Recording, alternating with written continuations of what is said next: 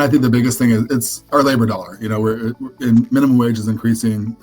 It seems like every day here, and you know, so the servers and staff they're making good money. You know, and we've had conversations like that. And what I love about TipHaus also is I can pull it up and I can actually show a server like, hey, here's your average. This is your credit card tips, and you're making X amount on average. That's pretty good money. And it's nice to have it right there at our fingertips. But back to your question, labor is a big part of what we want to control. You know, it's our biggest controllable cost.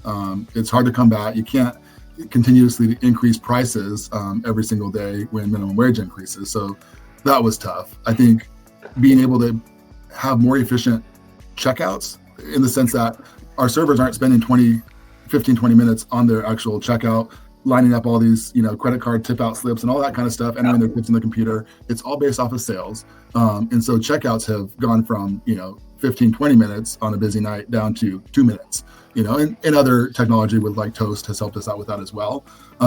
So that's a big savings for us, that we're not fumbling with tip envelopes. We're not having to sort these into some file cabinet that get lost later. And then the next day someone comes in, we're having to spend our valuable time as managers trying to locate a tip that might've been, swept under a carpet somewhere. So it sounds silly, but with as much as things are changing in California, that was probably the biggest thing with trying to fight that labor monster for us. So the first thing we wanted to test was the service charge. So which is the first thing we started to do even before implementing the commission. We said, let's test service charge, let's see our guests' reaction. So we did that, and we sort of started with the Novecento brand because we felt that if we were going to test a brand, this would be the brand where we would have the least negative impact on our guests. So we went live with it in May, I believe it was.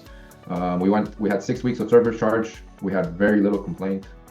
Maybe we're serving 5,000 people a week, 5,000 to 10,000 people a week, and maybe we had a handful of complaints. So obviously they're noise.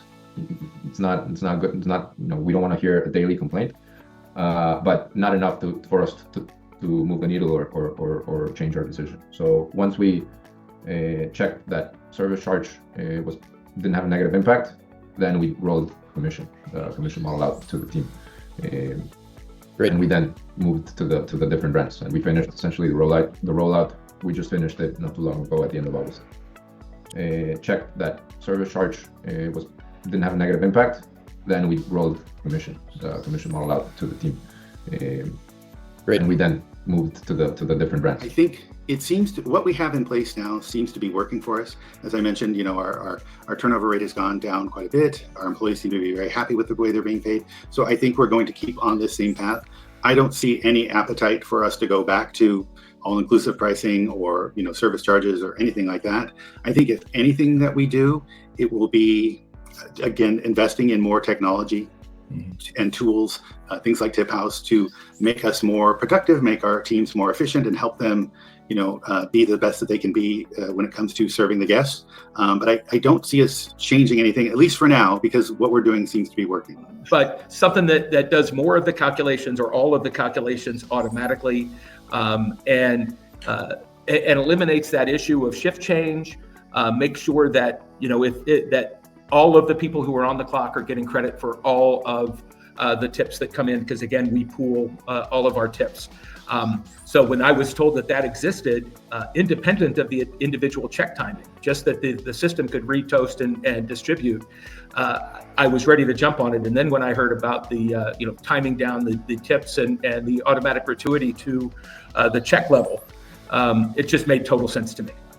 But I think for us, what we've done since that table came out, same thing. We moved all of our salary managers to hourly, except the general manager in each one of the restaurants. But so they're all on.